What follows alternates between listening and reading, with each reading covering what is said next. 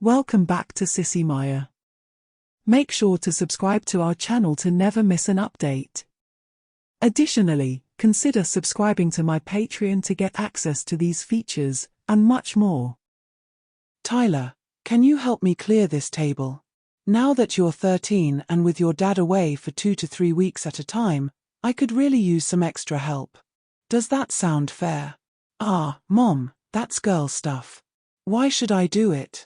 The yard work is tough enough for someone my age. I'm not forcing you, sweetheart, but remember, work is work. It has to be done. You might see housework as feminine, but plenty of bachelors manage their own homes too, and you could end up being one of them. Wouldn't it be wise to learn these skills ahead of time? You don't want to be helpless if you don't get married, do you? Darn it, Mom. She was always so annoyingly logical.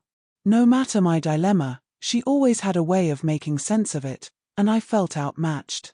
Fine, you win. What do you need me to do now, and what will you want me to do later? I just know you're going to make sure I learn all about this, aren't you? Without skipping a beat, she replied, for now, just clear the table. I also have some mending to do, so it would be great if you could wash the dishes too. Okay, I get the picture. As I started washing the dishes, I squirted some soap into the sink when Mom approached and tied on her red and white pinafore apron around me.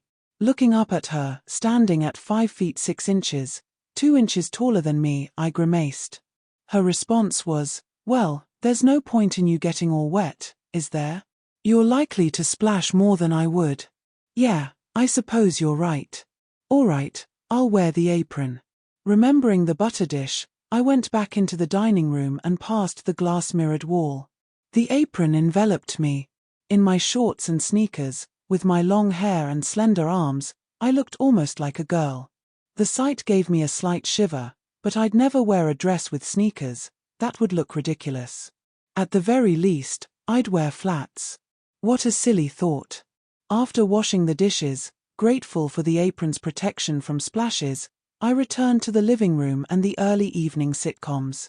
It soon became clear that doing the dishes would be my regular contribution at mealtimes, and I was certain it wouldn't stop there. I didn't like it, but it seemed fair. After all, Mom had been feeding me and cleaning up after me for years, and it didn't take too long. However, a couple of weeks later, on a Saturday morning when Jay, the kid next door, and I usually lounged watching cartoons, Mom had a new agenda for her aspiring housekeeper. She called it house cleaning and insisted on doing it every Saturday. She assured me it would only take 2 hours, after which I could do whatever I wanted for the rest of the day, except for the dishes. Naturally, Mom had to work, and Saturday was her only cleaning day. Being very religious, she wouldn't work after church on Sundays. She started by showing me the proper way to dust with the duster and the sprays and cloth on the wooden furniture, making me wear that dreaded apron again. Her logic was in full swing as she stated, you don't want to get dust and furniture polish on your clothes, do you? No, Mom. Thanks. Thank goodness it was only a small 3-bedroom house on 1 floor. Dusting took me an hour, and afterward, Mom inspected my work, giving me some advice and prompting me to polish a few spots more thoroughly. When we finished, she declared, all right, Tyler, now you know how to do it properly, so next time, I expect it to be just as well done, okay? Yes, Mom. Why argue with the inevitable, right? Now, what do you think comes after dusting? Remember where the dust ends up? On the floors. Exactly. Time to vacuum. As I moved back and forth, my hair brushed my shoulders and fell into my face. I stopped to tie it back with a rubber band like most of the guys at school did. It felt much better, especially in the dining room, where the combination of the apron, my hair, and the vacuum cleaner reinforced the association of this work with femininity, regardless of Mom's logical arguments. I didn't bother to remove the apron after dusting. It didn't seem worth the trouble until I was sure I was done with my housework. After Mom inspected my vacuuming and deemed it acceptable, I finally took off the apron and called Jay over. I looked forward to my dad coming home that night. He'd only be there until Monday morning, but I really liked him. We never had much time together since he traveled a lot for work, selling office equipment to large corporations, but when he was home, we always got along well. Not that he was a typical macho guy, standing at 5 feet 8 inches and slightly built. He was always polite and well-mannered with everyone. We lived comfortably and never wanted for anything essential. Not that I was dreaming of parking my own Corvette in the driveway in a few years, but we had enough. Dad invested in his company's stock and mutual funds and had an individual retirement account just in case Social Security went broke before he retired. Dad was smart. I suppose I took after him a bit, as my grades were pretty good now that I was in junior high. Mom and Dad usually went to bed a bit early when he was home, sometimes even before I did. Occasionally, I could hear them chatting in the bedroom, while other times, Mom made odd noises. I wasn't oblivious. It was a little strange to think about my parents being intimate, but how else did I come to be here? I gathered that it was probably enjoyable, although I wasn't interested in girls beyond friendship just yet. Chloe was nice enough. Sometimes I'd go to her house or she'd come over, and we'd play on the computer or do board games and puzzles. She was smart, and I didn't know why she liked me, but she treated me like a genuine friend, not just another boy. She even said she thought I was cute and sometimes called me sweet. I took that as a compliment from a girl, but you can never really tell what's going on in a girl's mind, so I wasn't sure how to interpret her words. I didn't quite understand girls yet, but I was beginning to think I might like to. Dad left as expected, and life returned to normal. I got used to wearing the apron. One night, Mom decided to teach me how to make spaghetti sauce, and I accidentally got some on her apron. The stain barely came out in the wash, so Mom declared that if I was going to ruin aprons, I might as well ruin my own and promptly bought me 2 of my own. I have to say, they were far from masculine, complete with ribbons, piping, and a little lace. Mom, I can't wear these. Just look how feminine they are. I'm sorry, dear, but there weren't many options, and I did the best I could. I wouldn't admit it to Mom, but I actually liked the one with the satin bow at the waist. They both had nice pockets, trimmed in satin too. The real issue came when I caught my reflection in the mirror. Oh boy, did I look girlish, almost like I was wearing a dress. Now I was really starting to wonder what Chloe meant by cute. These aprons resembled dresses, especially with my bare legs showing above my smooth knees and my loafers on. That added to my concerns. Being a natural blonde, the little body hair I had was barely visible, leaving me with no contrast in the mirror to reinforce my masculine image against the aprons. My housework continued this way for several weeks until Mom was satisfied that I had learned the basics. Along with helping her in the kitchen more, she taught me all about doing laundry. I had no idea it was so complicated, separating colors, managing temperatures, adding different detergents, and then folding and ironing. All the while, I wore one of my pretty aprons. It was housework after all, and yes, I admitted they were nice, and I was starting to get used to them, maybe even starting to like them. I wasn't even embarrassed anymore if Jay caught me in one, which was a big revelation for me. Did I enjoy looking nice in my aprons, or was it just that my aprons were nice? He recognized that Mom needed help and accepted the new me as I was. The first time he saw me in the apron was about 2 weeks after I got them, and he couldn't resist making a joke. "My, don't you look sweet?" he teased. I shot back, "Yeah, sweet enough to punch your lights out." "Well, it is a pretty apron, Tyler," he replied. "I think you look very nice in it." "Yeah, it is, isn't it?" I heard myself respond, wondering why I was accepting a compliment about anything looking pretty on me. I was honestly confused about how I had come to appreciate my pretty aprons or why Jay thought I looked nice in one. Boys just don't compliment each other like that, ever. Well, most boys wouldn't, but Jay. After all, the aprons were just there to protect my clothes, and I was grateful that Mom had gotten me the pinafore style that really covered me, even if they did make me look like I was wearing a dress. I eventually got used to it. With the laundry lessons came ironing. Mom started me off with flat items until I could do it without wrinkling them, then moved on to cotton blend shirts. She began with Dad's handkerchiefs. While it wasn't something I'd want to do for a living, Ironing didn't seem too difficult once I got the hang of how to turn things and keep them taut, even around the collars. There wasn't much ironing to do anyway, but when I got good at it, Mom let me do her things too. Her blouses were much nicer to handle than my shirts, and her slips felt really smooth and silky. I had never felt a slip before, and one day, out of nowhere, the thought crossed my mind, gee, girls' clothes must be nice to wear if they all feel like this. I wonder what it feels like to wear a silky dress. I immediately scolded myself for that unmanly thought and got back to my chores. Jay had started to feel a bit frustrated with how much time my housework was taking away from our hangout time. One day, out of nowhere, he asked, "Would it help if I helped you get done faster?" "Of course," I replied. "Are you ready for a pretty apron too?" I teased. To my surprise, he responded seriously, "Sure, why not? I think they're really neat." Just like that, I had a new recruit.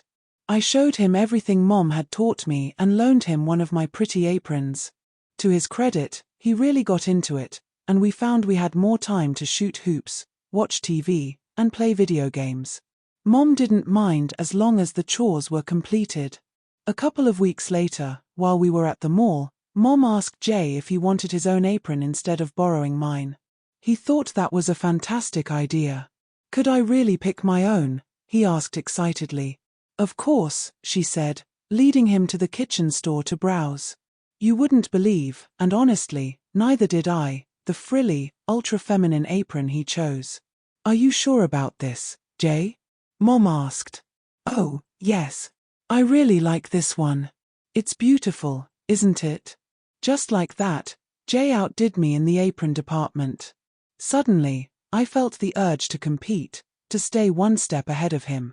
He looked even more girlish than I did in his new apron, and ideas began to swirl in my head about how I could outshine him in the clothing department. The thought of wearing a silky dress flashed back to me. The next Saturday while we were working together, I seized my chance for revenge for his earlier remark. "My, you look simply darling in that," I said, attempting to mimic how I imagined a girl might speak, complete with hand gestures. Jay responded with, "Why, thank you, Tyler. That's really sweet. I'm glad you think so." What I said and how I said it didn't even faze him. It made me wonder about my old friend, but then again, who was I to judge after having those thoughts about how nice girls' clothing must feel? I was surprised he hadn't called me out for using the word darling. I had come to like my pretty aprons as well. Were we turning into a couple of wimps? Next thing you know, we'd be in skirts and heels, primping our hair, I thought. I had been helping Mom all summer and had learned just about everything I needed to know to manage a household, except for cooking. I was still figuring that part out, and I guess you never really learn everything. If I ended up a bachelor, at least I wouldn't starve. By the end of summer, I could make a decent pot roast and a few other dishes, which surprised my dad when I cooked Sunday dinner for him in late August. "Tyler," he joked, "you're going to make someone a great little wife." I kept a straight face as he and Mom laughed. "Thanks, Dad. I'm working on it." Oddly enough, he never said anything negative about my pretty aprons or Jay's. He did mention how much he appreciated my helping Mom, which was nice to hear. As school approached, Mom wanted me to get my hair cut. I had let it grow all summer, just like Jay, and now it reached down to my shoulder blades. I thought it looked cool, but she said I wasn't taking good enough care of it and insisted that if I wanted to keep it long, I'd have to put more effort into it. She added that it would help me understand why so many girls spent so much time on their hair, nails, and other beauty routines. She even pointed out that Jay took better care of his hair, which I guess was true. Mine felt frayed at the ends and lacked the shine and body that his had. I was adamant about not wanting to cut it, but before I knew it, we were at the unisex salon, and I was getting a trim and a body perm. While lots of men get perms now, boy, did that stuff smell. I had to sit under rollers and a dryer for over an hour because of my long hair, with nothing to read but women's magazines. My stylist, Maureen, informed me that there was a complimentary manicure with any perm that week, so I treated myself to a professional one, and my hands had never looked better. They had also never looked so pretty and feminine. Just a clear polish, but she shaped them just like Chloe's, rounded and a little too long. I'm ashamed to admit it, but I really liked the way they looked. Heck, I loved how they looked. What was wrong with me? I saw a lot of beautiful hairstyles in the magazines and wondered if mine could ever look as shiny and gorgeous as theirs. What was I thinking? Those were girls. There were plenty of beautiful clothes in those magazines too, soft and fun to wear, with so many options. Boys never got that many choices. I was starting to feel that boys' clothing was rather dull, and if I was honest, I guess I was a little envious. I wondered what it would be like to wear a real pinafore instead of just an apron. I found myself getting a bit of an education in cosmetics, learning what products did what and why. My mom always says, knowledge is power. But then I thought, get real, Tyler. You're a boy, remember? You don't need to know about this stuff. So what? I countered in my mind. I left the salon with my hair in a ponytail again, but this time tied at the crown with a covered band, making it look much fuller. It was so shiny and, I admit, a bit too curly, but I loved having it long like that, even if it did swish back and forth across my neck and tickle me. Our next stop was a little traumatic for me.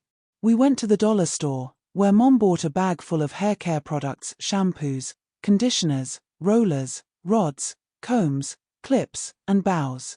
You name it, it was all in there for me. It didn't take a genius to figure that one out.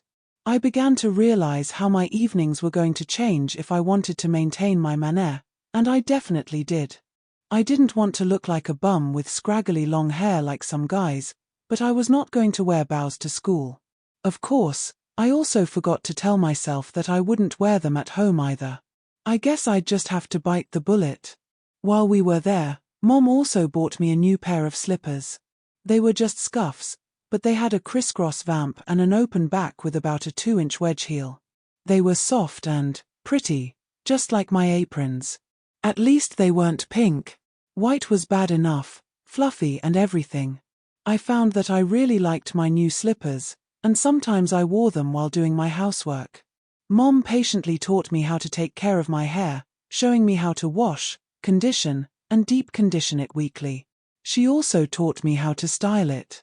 I wanted it to look extra nice for church, so I endured the discomfort of sleeping in rollers over the weekend, just like Chloe did. I started receiving rave compliments about my hair from some of Mom's friends and even from Chloe. Some girls at school commented on my pretty hair too. Yes, they called it pretty. Well, I guess it was, considering how much time I put into it. Jay admitted he was jealous and asked me to show him how to take care of his hair as well.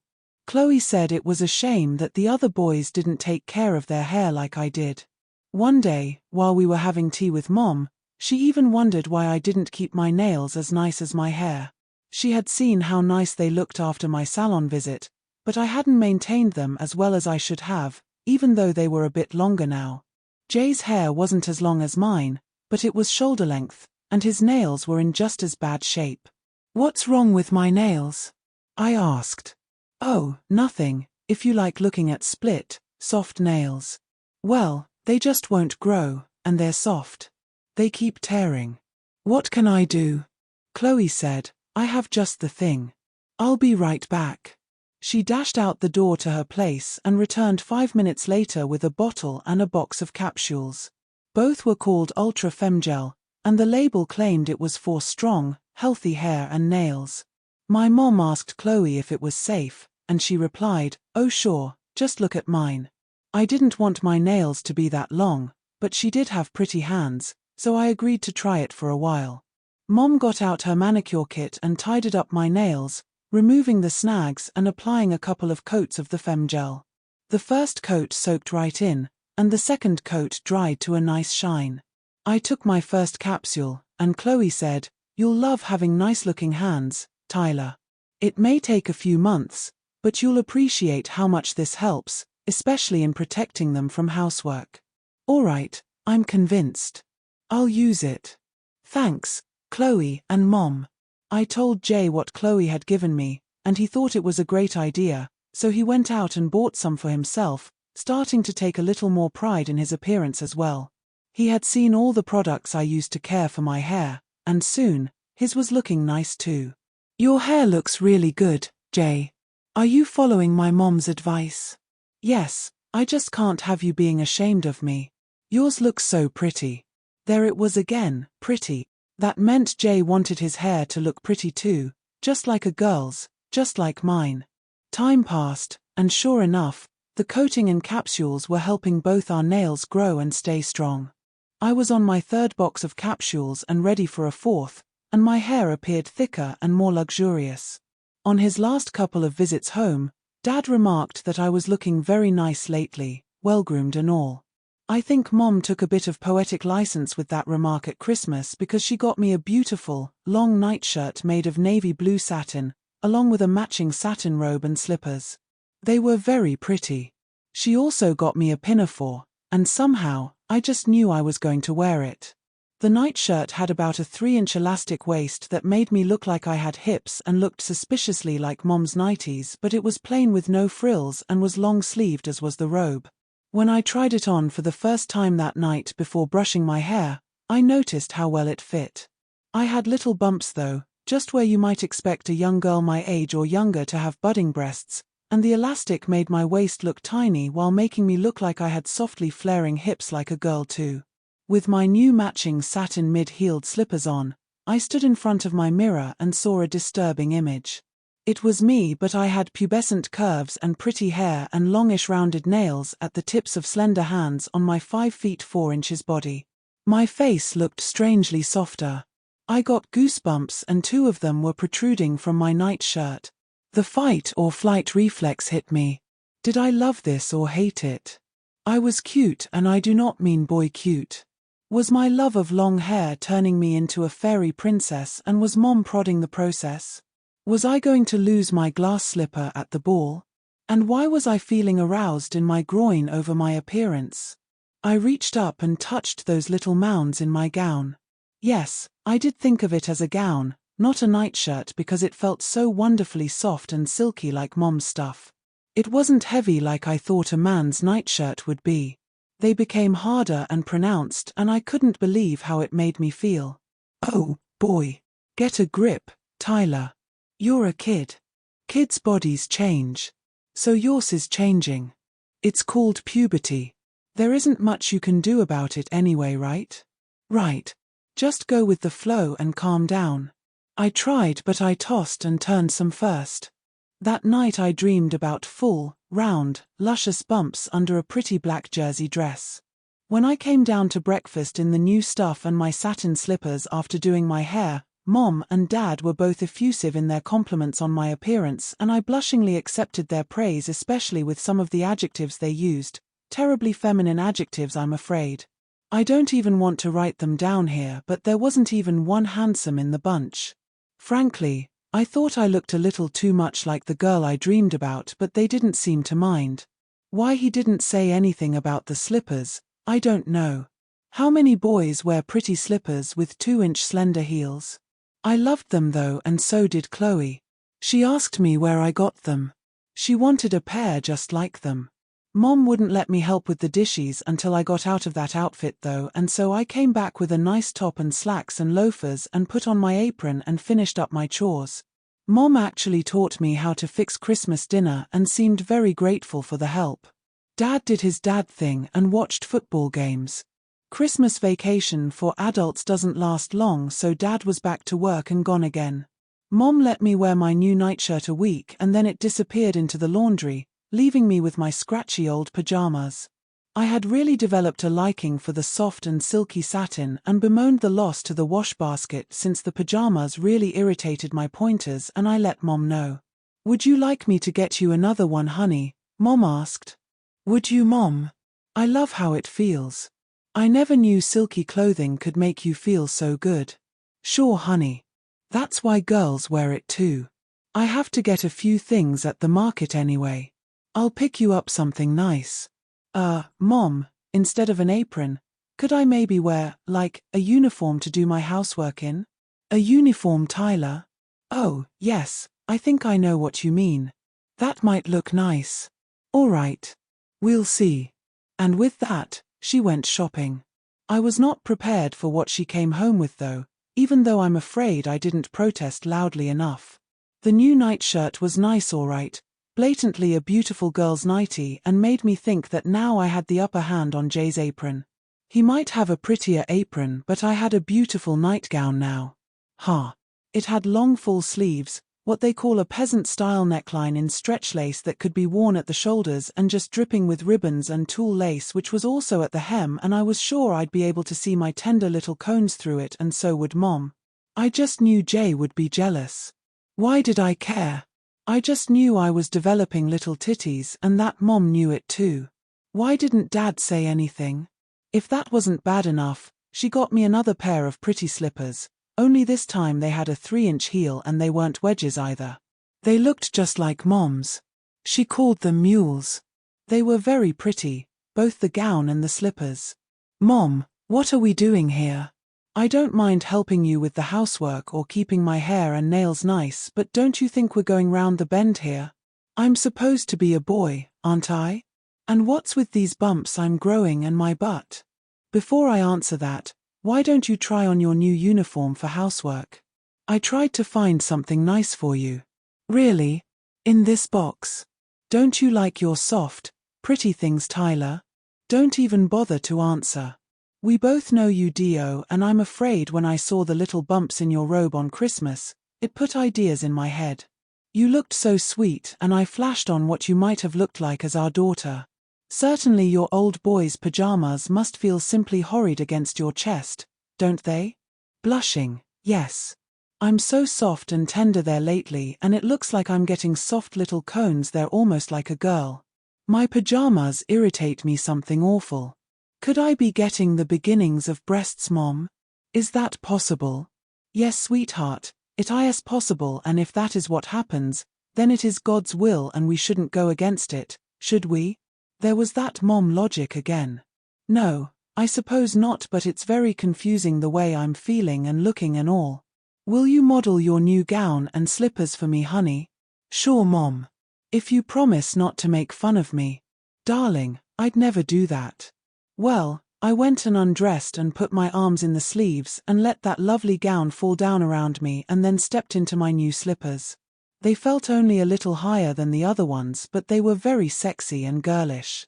Then I went again to the mirror and sure enough, I could see through well enough to discern those enlarging, darkening, ever-expanding little cones. My hair was flowing gently about my shoulders and I turned this way and that, admiring my new slippers and my new bumps, and got the chills again. I was glad for my spandex bikini briefs even though they were men's. Not that my manhood was worth mentioning, but I'm afraid I was sexually excited by what I saw, and that was a real revelation. I'd had a few damp dreams but was otherwise rather naive. I had to admit I looked like a young girl who simply had no makeup on. Why had I even thought about makeup? Well, it was moment of truth time and I went down and modeled for Mom. She just looked at me and didn't say a word. She didn't have to. I could see her holding back the tears and her lip quiver a little. I do believe she wouldn't mind if I turned out to be a daughter instead of a son. I'm not even sure Dad would mind. Puberty was beginning to be very weird. I didn't know I had a choice or that there were any options. After a few turns on my new high-heeled slippers, I went back to my room and changed into something a little more boyish. I swear I was beginning to walk like a girl. I swished confidently. Then I opened the box with my uniform in it. It was like those dresses nurses wear, all white and nylon and very thin. There was a slip-in with it. I put them on with the mid-heeled white pumps that were also in the box. Oh boy, I was in trouble. My new work uniform was a dress and heels, and then it hit me. What was I asking Mom for when I asked for a uniform? Wasn't this exactly what I really wanted? Pretty soon I'd be needing a bra too, and the picture would be complete. When I returned, Mom's glistening eyes were replaced with a warm and loving hug. "You are a sweet child," she said. After that, I always wore a nightie and pretty slippers, and Mom just couldn't resist giving me a pedicure with a little pretty polish on the weekends. It would never do in gym class, not boys' gym anyway. My nightie and slipper wardrobe expanded into pretty flats and high-heeled pumps, and I was right. Jay was jealous, especially of my new uniform. I couldn't resist showing him and modeling for him, and although everything I had on was totally girlish and feminine, including the panties that went with the nighties, the slip and the uniform dress, he begrudgingly said I looked pretty in them. Jay and I didn't have any secrets, and after I modeled for him, he asked if he could try on a gown, and it was then that I saw he had little breasts too. This was very strange. Had we both caught something contagious? Did this happen to all boys for a while at puberty? I was letting my nails grow and they looked very nice, almost as nice as Chloe's now, and my ideas about having long nails had seemed to have undergone revision. Claws were neat. Jay and I were now in a definite competition for length and condition of hair and nails. I have an idea that Chloe and Mom talked at some point, because in addition to my ultra-femgal routine, Mom added some sort of vitamin pill with my morning juice, one I'd never seen, and she didn't explain what it was either. Whatever it was, it certainly had an effect on my hair growth and nails too. I asked her if Jay could have some too, and although she was a little hesitant, she said okay, and he began taking them too. She knew he was taking the Ultra Fem Gel and taking care of his hair, now also much prettier, and his bumps had not escaped her gaze either. She didn't know about our little contest though. Jay hounded his mom and she finally let him get a nightshirt like I had, not a gown or a dress yet, but I had an idea that he was going to try, as he so admired mine and how I looked in them. As midterms approached, I noticed that I was definitely becoming rounder and softer, more pear-shaped than before. I had always had a bit of a pear shape instead of an apple shape, with wider hips and less waist than most of the other guys. My butt looked really nice in a tight pair of jeans, maybe a bit too nice, and I didn't fit into boys' jeans well at all. I had always felt ashamed to be seen unclothed by other guys.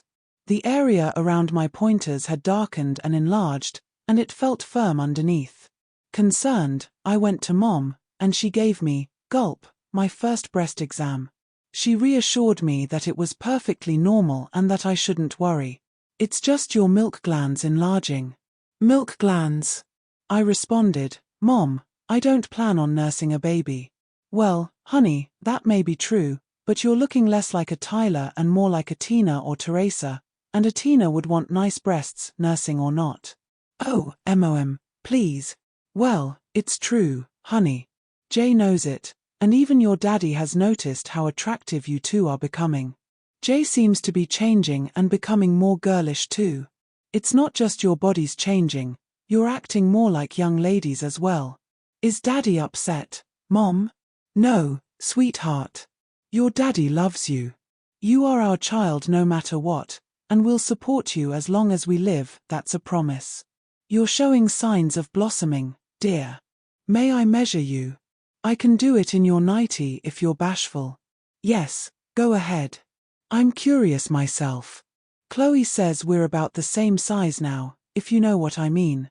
I'm starting to feel self-conscious about how I jiggle when I run, and the boys are making jokes about Jay and me.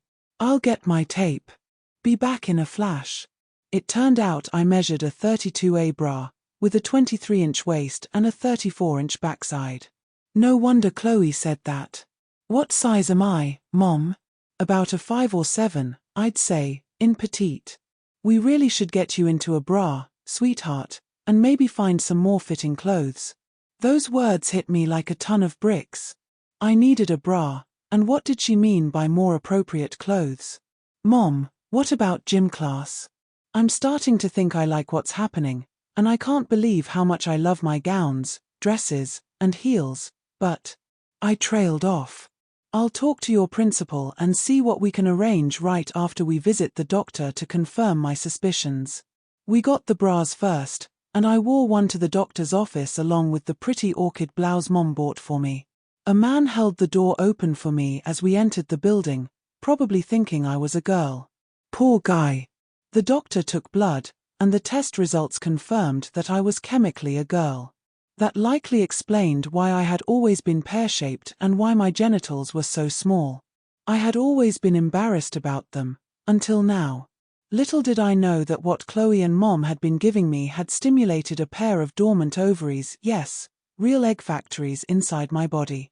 The doctor explained that by the time I was 16, I would be a fully developed teenage girl, especially if mom and dad consented to the removal of the other organs that conflicted with my ovaries. She said she would wait until dad came home again so we could discuss this major decision together. It was funny. Well, peculiar. Through all this, Jay witnessed everything, including my developing breasts, painted toes, and expanding rear.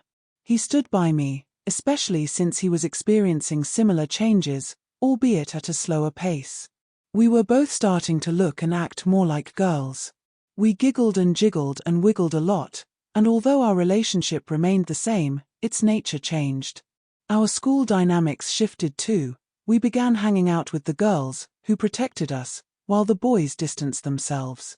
Chloe seemed enchanted by what was happening to us and made no secret of how cute we were becoming.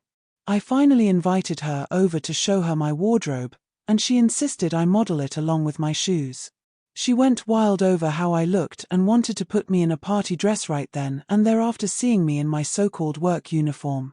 "Oh, Tyler," she said. "This is wonderful. I have another girlfriend." At that moment, I nearly lost it and must have turned beet red, but I had looked into the crystal ball and realized she was right. I could no longer deny it, so I opened up about my ovaries. She insisted I tell her everything, pledging to keep it a secret. Yeah, right. I had to confront Jay one day and asked him why he had stuck by me. "Friends are friends, Tyler," he replied. "Besides, it looks like we're in the same boat. Don't you love what's happening?" "I do," he said without a hint of shame. "Do you think you might really want to become a real girl, Tyler? The idea has a certain thrilling appeal to me lately, Jay. I have ovaries, for heaven's sake, and they're producing girl hormones and eggs. Have you seen a doctor about those things on your chest yet?" "No, I'm still trying to hide them from my folks. You know I've always been a bit mild-mannered, and I don't mean in a Clark Kent way, and frankly, I'm scared. I think you know I'd love to be a girl, and I'm sure that what we've been taking for our hair and nails has pushed you over the edge. I went along for the ride, and it's been really fun. I like the way I look, but I haven't dared to wear gowns like your mom lets you, even though I do have a nightshirt now. I'd love to, though. That's why I chose that beautiful apron. I guess maybe I really want to be a girl too, but you have an excuse." "I don't think I do, except in my head." "Well, Jay, if you can't make the head fit the body, make the body fit the head. I have to admit I've never minded your girlishness, so go for it." Poor Jay. He couldn't wait to catch up to me and inadvertently revealed his feelings one night, confessing to his mom that he wanted to be a girl. Of course, she had noticed what was happening to both of us. Moms don't miss much. She didn't know about the Ultra Fem Gel, though. Jay ended up going to the doctor first and then saw a psychiatrist, which didn't help at all, just made the therapist richer. The psychiatrist eventually called Mrs. Geary in along with Jay and told her he saw no hope of a cure, advising her to let him be himself or herself, as it may be. She took it rather stoically and allowed him to prescribe real girl hormones for Jay with her signature and approval, and he was ecstatic. He would catch up with me after all. Then he got his nighties and some other pretty things he could wear at home or to my place. Mrs. Geary called my mom, and they had a long talk about us. When Dad came home again, we all sat down, and Mom dropped the bomb as I sat before him, dressed head to toe in girlish casual clothes, complete with skimmer flats. I was fully dressed with a bra, blouse, slender skirt, and a ponytail high on my crown, tied with a scrunchie. To my surprise, Dad took it much better than I expected, remaining very calm. He asked me thoroughly about my feelings, including whether I really wanted to be a girl. "Dad, I don't know if want is exactly the right word, but I do enjoy what's happening and how I feel when I wear my pretty things. The worst part is, I'm so ashamed." "Of what?" "How I've been looking at boys lately. It's not just about the clothes. I think it's serious, and I know I'm just a kid, but I'm almost 14 and becoming very comfortable with the idea of femininity, especially after discovering I really have girl parts inside me." "All right, Tyler, If that's what you and your mother want, then go for it.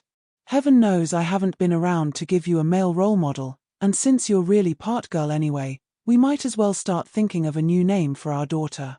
"Oh, thank you, Daddy," I exclaimed, jumping up to kiss him. I hadn't kissed him since I was 5, and it felt wonderful, leaving a small, light pink imprint on his cheek. Yes, I was wearing a little lipstick too.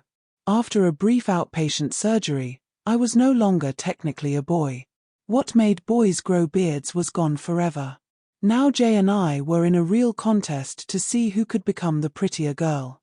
A few months after my surgery, Jay's parents allowed him to do the same.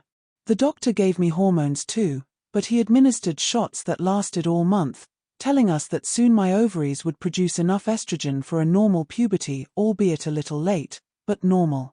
He was right, and now Jay, who had taken on the name Janine, and I, now Tina as Mom had suggested, were engaged in a friendly rivalry to outdo each other in girliness. I felt like I had an advantage, as I had both Chloe and Mom as my tutors and fashion consultants. It didn't take long for us to build a solid wardrobe of teenage fashions, and I began to see boys in a very different light, and they saw me differently too. The snickers and nasty remarks were gone, replaced by furtive glances. As cruel as kids can be, they adapt more quickly than adults. My parents wouldn't let me near a pair of spike heels until I turned 16, but I found that pumps with 2.5 illusion heels looked great with the prettier outfits I wore to church. Now we were the targets, and they were the hunters. After the initial shock of both of us showing up at school in bras, makeup, and skirts wore off, the novelty faded. Sure, we still got the occasional stare or half-whispered remark, but we didn't care. We were finally getting what we wanted, and to hell with them. In a couple of years, we'd be out of there and living our lives. Most of the girls in our class were very accepting, and we made some real friends. By the end of 9th grade, we were indistinguishable from the other girls in both manners and appearance. Our coaches and girlfriends really helped us transform. We played field hockey, jumped rope, and became more limber with girls' gymnastics. We attended pajama parties and dances. I was finally glad I had decided to let go of Tyler. My parents promised me a fantastic graduation present when I became a senior. Guess what it was? Janine and I quickly learned how high maintenance being a girl could be, with hair care, salon appointments, nails, shaving legs, makeup, exercises, and dieting to stay slim and attractive. It all took time, but it was time well spent, I'd say. We were excited about high school and our sophomore year in a new, larger school that fed into 3 junior high schools. That meant a better selection of boys. They did a soft tissue X-ray on me and discovered that there was more than just my ovaries developing. I was forming a typical feminine tummy, which was due to the extra space required by a girl's reproductive system. I was a true hermaphrodite, but if I hadn't taken that fem gel, all of it would have remained dormant. Isn't that strange? My uterus, cervix, and fallopian tubes were all becoming fully developed. Janine finally confided in me that she had always wanted to be a girl for as long as she could remember and used to dress up in her sister's clothes whenever she got the chance. It was a shame, really. Janine longed to be a mom but couldn't, while I never knew I could be one and actually could. Life certainly takes unexpected twists and turns. After that exam, my parents didn't make me wait until graduation to get things sorted out. It only took a few hours, and I became completely authentic over the summer before sophomore year. The doctor said I would start menstruating in about 3 or 4 months after healing. Naturally, I received all the standard be a good girl advice from Mom. She really didn't need to worry. I had planned to behave, but Ethan Swinton had been flirting with me lately, and he was really cute. News spread quickly, thanks to Chloe, that I really was a girl and that the boy stuff was a birth defect. The competition between Janine and me came to an end when she started receiving some masculine attention too. I was happy for her, she wanted it so badly, while it had just come to me naturally.